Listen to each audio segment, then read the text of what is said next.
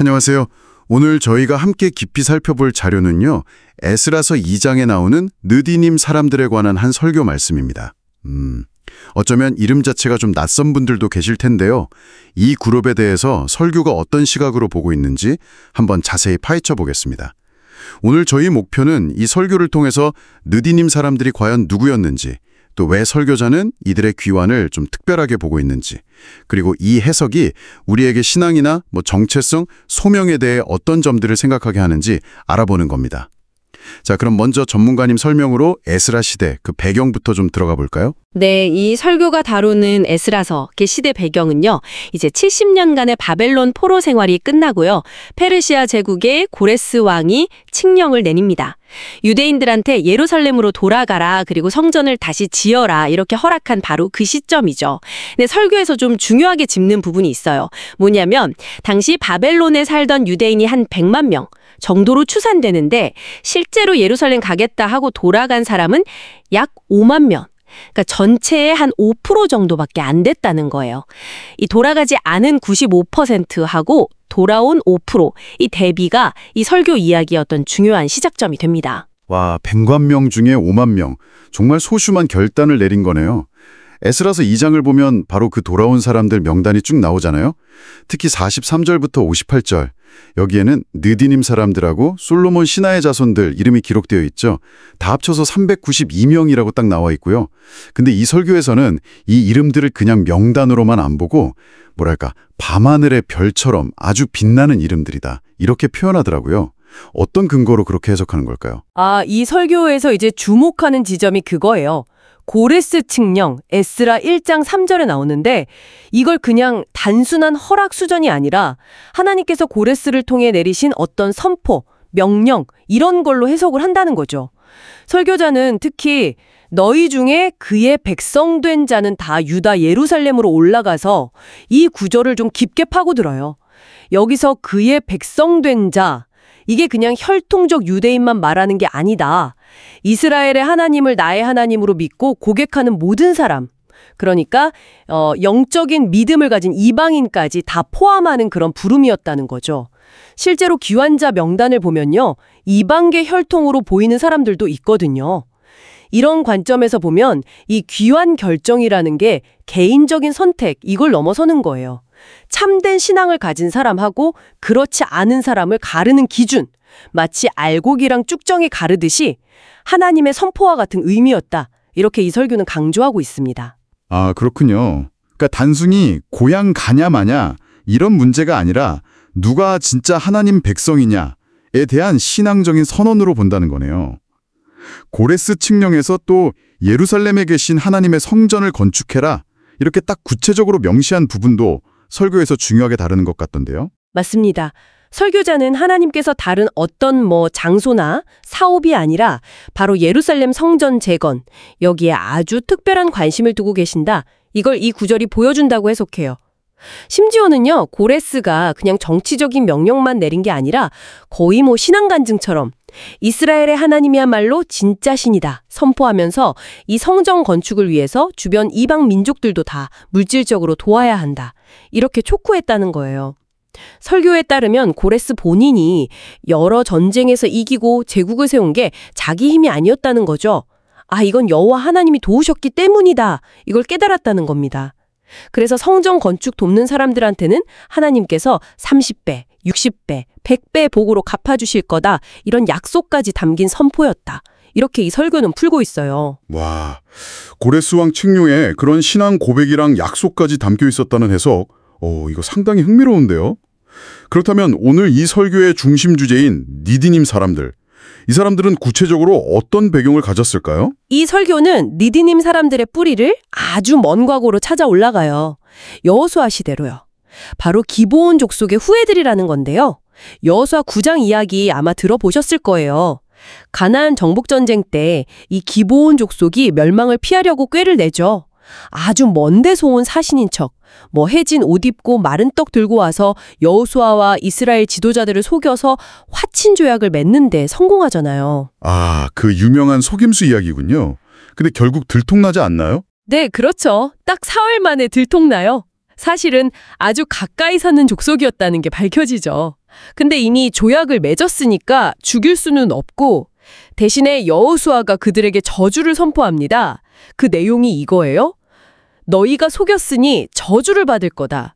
너희는 대대손손 종이 되어서 다 내 하나님의 집을 위해서 나무를 패고 물을 깃는 자가 될 것이다. 설교에서는 이게 바로 느디님 사람들의 기원이고 그들의 문명이 시작된 지점이다. 이렇게 설명합니다. 아, 저주에서 비롯된 정체성이었군요. 그럼 그 이후로 느디님 사람들은 이스라엘 사회 안에서 성전의 가장 힘들고 굳은 일, 그런 거 도맡아 하면서 사회적으로는 좀 멸시받고 낮은 신분으로 살았다는 거네요. 그렇습니다. 근데 설교는 바로 이 지점에서 아주 역설적인 통찰을 제시해요. 비록 저주 때문에 주어진 역할이었지만 바로 그 성전에서의 고된 봉사, 이걸 통해서 오히려 이스라엘의 하나님에 대해 어깨너머로 귀동냥으로 배우고 신앙을 더 깊이 접하게 되는 계기가 되었다는 거죠. 가장 낮은 자리에서 섬긴 것이 역설적으로 하나님을 만나는 통로가 되었다. 이런 해석이군요. 네, 이 설교의 핵심 주장 중 하나예요. 느디님 사람들이 비록 이방 출신이고 신분도 낮고 정식으로 율법 교육을 받지는 못했을 수 있지만 오히려 그냥 형식적인 신앙에 머물 수 있었던 많은 이스라엘 백성들보다 훨씬 더 깊고 인격적으로 여호와 하나님을 만났을 가능성이 크다. 이렇게 보는 거예요. 매일 성전뜰 쓸고 나무 패고 물 길어 나르여서 옆에서 드려지는 제사, 찬양, 보고 뒷잖아요. 그런 말씀과 경험들이 그 사람들 마음판에 아주 깊이 새겨졌다는 거죠. 그리고 그게 하나님과 진짜 눈을 맞추는 경험으로 이어졌다. 이런 해석을 제시합니다. 와, 정말 예상치 못한 관점인데요. 그럼 이스라엘이 멸망하고 바벨론으로 끌려갔잖아요. 그 포로 시기에는 니드님 사람들 처지도 좀 달라졌겠네요. 성전이 파괴됐으니까. 맞습니다.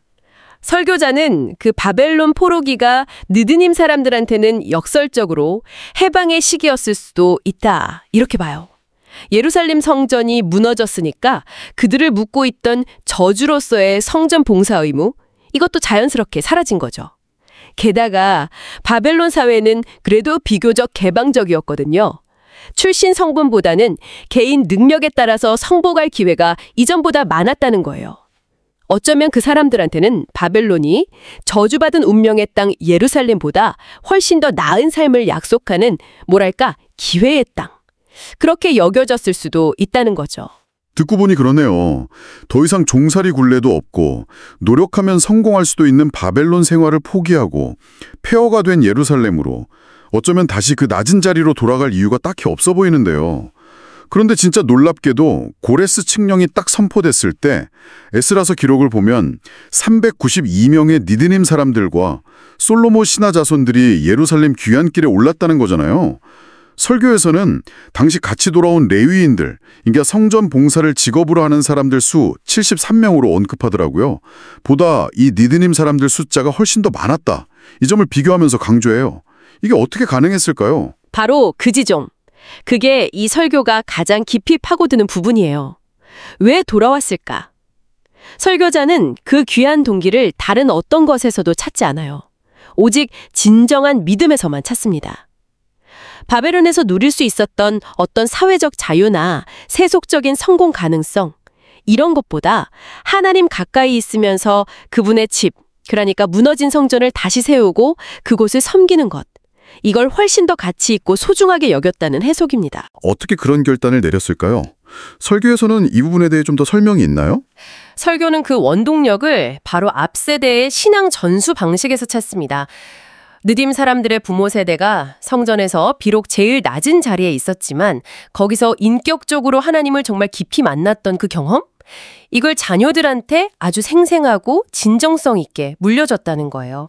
중요한 건 이거예요. 그들이 자신들한테 주어진 그 저주받은 운명 있잖아요. 이걸 불평하고 원망하도록 가르친 게 아니라는 거죠. 오히려 이게 바로 하나님을 가장 가까이에서 섬길 수 있는 우리 민족만의 특별한 사명이다. 이렇게 받아들이도록 가르쳤다는 해석이에요. 설교자는 마치 그 부모들이 자녀들한테 이렇게 가르쳤을 거라고 상상해요. 성전 가까이 사는 게 복이야. 성전에서 나무 패고 물 깃는 이 일이 바로 우리한테 주어진 축복이고 사명이다. 만약에 우리가 이 사명을 버리고 세상을 택하면 그때야말로 진짜 저주가 임할 거다.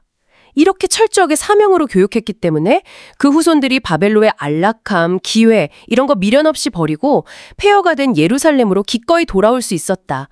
이게 이 설교가 제시하는 그들의 영적인 힘의 원천에 대한 설명입니다. 저주를 사명으로 재해석하고 그걸 다음 세대에게 가르쳐서 물려줬다는 관점. 이야, 정말 대단한 믿음의 전환인데요.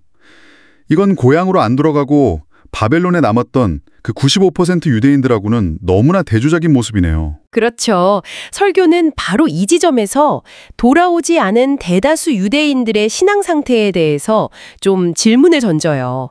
그들의 신앙이 혹시 바벨론의 그 풍요로운 문화, 세속적인 가치관에 동화돼서 점차 형식적이거나 약화된 건 아니었을까 하는 가능성을 시사하는 거죠. 이건 쉐마 교육으로 대표되는 이스라엘의 전통적인 신앙 교육, 그것조차도 그 정신과 삶이 같이 가지 않고 형식으로만 이루어질 때는 한계를 가질 수 있다. 이걸 보여주는 사례로도 해석될 수 있다고 지적합니다. 반면에 느디님 사람들은 뭐 어떤 공식적인 교육 시스템의 혜택은 못 받았을지 몰라도 삶의 현장에서 직접 부딪히면서 신앙을 몸으로 익혔고 진정으로 하나님을 갈망하면서 그 말씀을 마음 깊이 새기는 그런 살아있는 신앙을 지켜냈다는 거군요. 설교자는 아마 그들이 바벨론 살면서도 회당 가까이 살면서 누가 시키지 않아도 자발적으로 회당 섬기는 일들, 그런 걸 했을 거라고 추측하기도 해요.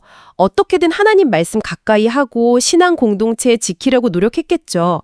그리고 더 나아가서 이들의 기환 자체를 일종의 회개 행위로 해석합니다. 설교에서 바벨론은 영적으로 귀신의 처소나 세산의 유혹이 가득한 곳으로 상징되기도 하거든요. 거기를 박차고 나와서 예루살렘으로 향하는 그 발걸음 자체가 하나님께로 온전히 돌아가는 진정한 회개의 모습이다. 이렇게 보는 거죠. 네, 맞아요. 이런 해석을 아주 집약적으로 보여주는 게 설교 마지막에 인용되는 시인데요. 설교자가 직접 썼다고 하는 저주를 사명으로라는 제목의 시입니다. 시 내용을 좀 요약해서 전해드리자면 이래요. 기브온 족속 후예로 태어나서 성전에서 나무 쪼개고 물 깃는 일, 세상 눈으로 보면 저주받은 운명이었지만 역사의 경랑 속에서 바벨론 포로가 돼서 오히려 자유를 얻었다. 그런데 페르시아 왕 고레스의 나팔 소리, 즉 예루살렘 돌아가라는 명령이 딱 떨어지니까 마치 오랫동안 기다렸다는 듯이 조금의 망설임도 없이 보따리 싸서 예루살렘 돌아가는 그 5% 행렬에 합류했다는 거죠. 주변 사람들은 다 이해하고 수군거렸대요. 아니 왜 저 사람들이 바벨론의 번영이랑 자유를 버리고 저 폐허가 된 땅으로 어쩌면 다시 종의 자리로 돌아가는 걸까? 하지만 느디림 사람들은 흔들리지 않았다는 거예요. 왜냐? 어깨 너머로 배우고 귀동냥으로 들었던 그 이스라엘 하나님에 대한 신앙, 이게 이미 그들 심장 깊숙이 뿌리내리고 있었기 때문이라는 거죠. 오히려 형식적인 신앙에 안주했을 수도 있는 본 자손들보다 더 뜨거운 믿음의 불씨를 간직하고 있었고 바벨론 땅에서도 하루 3번 예루살렘 성전이 있던 쪽을 향해서 기도하면서 준비된 믿음을 다져왔다는 겁니다. 그들은 사람의 겉모습이나 살통, 신분 이런 게 아니라 마음의 중심을 보시는 하나님을 알았기 때문에 자신들에게 주어진 저주를 더 이상 원망하지 않고 오히려 하나님 섬기는 거룩한 사명이자 비교할 수 없는 축복으로 여기면서 기꺼이 그 길을 나섰다. 뭐 이런 아주 감동적인 내용을 담고 있습니다. 아, 시를 통해서 들으니까 이 설교가 느디님 사람들의 결단을 어떻게 해석하고 있는지 더 깊이 와닿는 것 같습니다. 오늘 저희는 느디님 사람들, 성경송에서 어쩌면 그냥 휙 스쳐 지나갔을지도 모르는 한 그룹에 대한 설교 말씀을 통해서 한번 깊이 있는 탐구를 해봤습니다. 설교의 관점에 따르면 그들은 본래 저주받은 운명 아래 태어난 이방 민족이었지만 성전에서의 가장 낮은 섬김을 통해서 오히려 누구보다 깊고 진실한 신앙을 갖게 되었고 마침내 세상적인 자유나 성공의 기회를 과감히 버리고 하나님을 섬기는 길, 즉 무너진 성전을 다시 세우는 그 고되고 험난한 길을 선택했다는 것입니다. 네, 그렇죠. 이 설교 자료는 느디님 사람들의 귀한 이야기를 통해서 진짜 믿음하고 형식적인 신앙 사이에 어떤 차이가 있는지, 그리고 역경이나 사회적으로 낮은 자리라는 그런 조건 속에서도 신앙이 어떻게 왜곡되지 않고 계승되고 오히려 더 강렬하게 타오를 수 있는지, 이걸 보여주는 하나의 강력한 사례로 제시하고 있어요. 주어진 환경이나 운명처럼 보이는 저주마저도 원망이나 불평의 대상이 아니라 기꺼이 받아들여서 거룩한 사명으로 승화시킨 그 신앙의 힘, 이걸 강조하고 있는 거죠. 그렇다면 이 설교가 우리에게 던지는 마지막 질문은 뭘까요? 오늘을 살아가는 우리에게 이 이야기는 어떤 울림을 줄 수 있을까요? 이 설교의 해석에 따르면요. 진정한 영적인 힘, 헌신, 그리고 깊은 신앙이라는 게 우리가 흔히 중요하다고 생각하는 어떤 사회적 지위나 역할, 혹은 체계적인 종교 교육 시스템, 이런 안에서만 발견되는 건 아닐 수도 있다. 이걸 시사하는 것 같아요. 오히려 전혀 예상치 못한 낮은 자리, 남들이 알아주지 않는 그런 힘겨운 역할 속에서 더 순수하고 강력한 믿음이 자라날 수 있다는 걸 보여주는 건 아닐까요? 어쩌면 우리가 스스로 좀 불리하다고 여기거나 심지어 저주처럼 느끼는 그런 삶의 조건들 있잖아요. 그런 것들이 역설적이게도 우리를 신앙의 본질과 더 깊이 연결시키고 세속적인 가치를 넘어서는 진짜 소명을 발견하게 하는 특별한 통로가 될 수도 있지 않을까. 이런 성찰의 질문을 던져보게 됩니다. 여러분 각자는 이 느디님 사람들 이야기 속에서 어떤 메시지를 발견하셨는지요? 네, 각자의 삶의 자리에서 오랫동안 좀 곱씹어볼 만한 깊은 질문을 남겨주셨습니다. 오늘 느디님 사람들에 대한 이 흥미로운 해석을 함께 탐구해 주셔서 감사합니다. 다음에도 여러분의 지적 호기심을 채워드릴 수 있는 의미 있는 자료로 다시 찾아뵙겠습니다. 여러분, 저주가 사명이 될 수 있다? 이게 말이 된다고 생각하세요? 오늘은요, 자유를 버리고 스스로 섬기는 삶을 택했던 한 고대 민족이 있거든요. 바로 느디님 사람들인데 이들의 정말 믿기 힘든 이야기를 통해서 그 답을 한번 찾아보려고 합니다. 자, 이야기의 시작은요, 바로 이 숫자 392에서부터입니다. 그냥 보면 평범한 숫자 같죠? 하지만 이 숫자 안에는요, 수세대를 이어온 정체성, 그리고 믿음에 대한 정말 놀라운 선택이 숨어 있습니다. 이 392라는 숫자가 뭐냐면요. 바로 예루살렘으로 돌아가겠다 하고 결심한 성전 봉사자, 느디님 사람들의 숫자입니다. 근데 진짜 놀라운 건 이거예요. 당시 영적인 리더 계급이었던 레위 사람들은 고작 74명만 돌아왔거든요. 그런데 가장 낮은 계급이라고 할 수 있는 이 봉사자들은 그보다 거의 5배나 더 많이 돌아왔다는 거죠. 정말 이상하지 않나요? 아니, 대대로 종으로 살았던 사람들이잖아요. 그런데 왜 모처럼 얻은 자유를 버리고 다시 그 섬기는 삶으로 돌아가려고 했을까요? 바로 이 질문, 이게 오늘 우리가 파헤쳐볼 이야기의 가장 중요한 핵심입니다. 자, 이 믿기 힘든 선택을 이해하려면요, 시간을 한참 거슬러 올라가야 합니다. 이들의 이야기가 처음 시작된 그 순간, 바로 기브온의 속임수라고 불리는 사건으로 한번 가보시죠. 이 느디님 사람들의 조상이 바로 기브온 족속인데요. 이 사람들은 원래 멸망할 운명이었습니다. 이스라엘이 가나안 땅을 정복하던 그때 말 그대로 살아남기 위해서 정말 절박한 선택을 해야만 하는 상황이었던 거죠. 그래서 살아남으려고 진짜 기발한, 어떻게 보면 좀 꾀를 낸 거죠. 일부러 낡아빠진 옷을 입고 딱딱하게 마른 빵을 들고서 저기 먼 나라에서 온 사신인 척 연기를 한 거예요.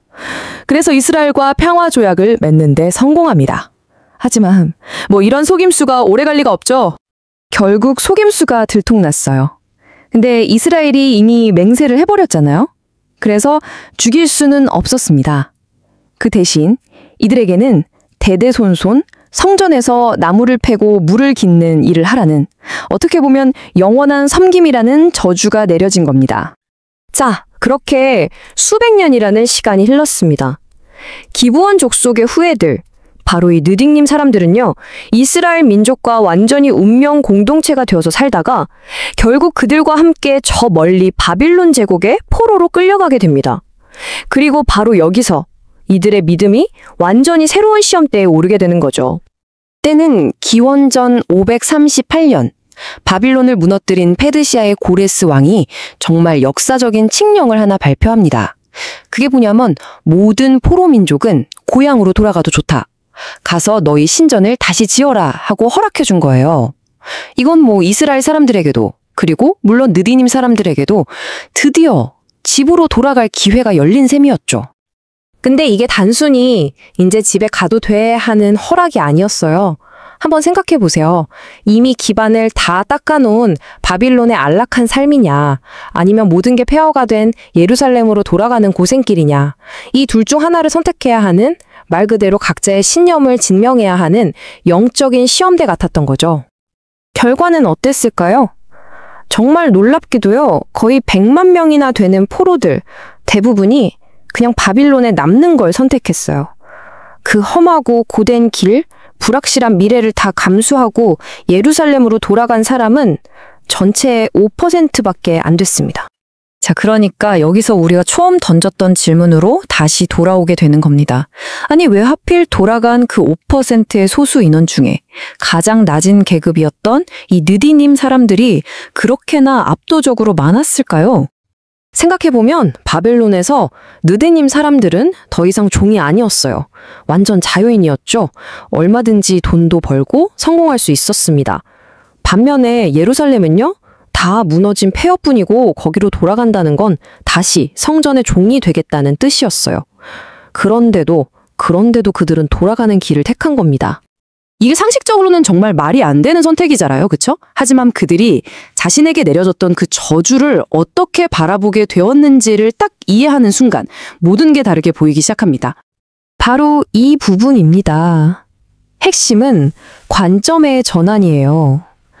그들에게 그 저주는 더 이상 자신들을 묶는 족쇄가 아니었던 겁니다. 그건 바로 그들만의 거룩한 사명이 된 거죠. 수백 년 동안 성전에서 가장 가까이 섬기면서 그들은 그 섬김을 부끄러운 게 아니라 자신들의 정체성으로 받아들이게 된 거예요. 저 멀리 바빌론에서 자유롭게 사는 것보다 차라리 신의 집에서 문지기라도 하는 게 훨씬 더 큰 영광이다, 이렇게 믿게 된 거죠. 그게 바로 그들의 존재 이유이자 삶의 의미가 된 겁니다. 자, 이렇게 수천 년 전 저주를 사명으로 바꿔버린 이 사람들의 이야기. 이게 오늘날을 살아가는 우리에게는 과연 어떤 의미가 있을까요? 느디님, 사람들 이야기가 우리에게 던지는 가장 강력한 메시지는 바로 이거라고 생각해요. 진짜 목적이라는 건요, 우리의 사회적 지위나 처해진 환경이 결정하는 게 아니라는 겁니다. 모든 건 우리의 관점에 달려있다는 거죠. 결국 그들은 편안한 삶 대신 의미 있는 삶을 택한 거잖아요. 자기들한테 가장 큰 짐이라고 생각했던 걸 세상에서 가장 깊은 의미를 가진 목적으로 다시 해석해낸 거죠. 이처럼 이들의 이야기는 똑같은 상황이라도 우리가 그걸 어떻게 바라보느냐에 따라서 모든 게 바뀔 수 있다는 걸 정말 잘 보여줍니다. 그래서 마지막으로 우리 각자에게 이 질문을 한번 던져보면서 마무리하고 싶습니다. 혹시 지금 여러분의 삶에서 가장 큰 저주라고 여기는 것, 바로 그것이 어쩌면 여러분의 가장 위대한 사명이 될 수는 없을까요?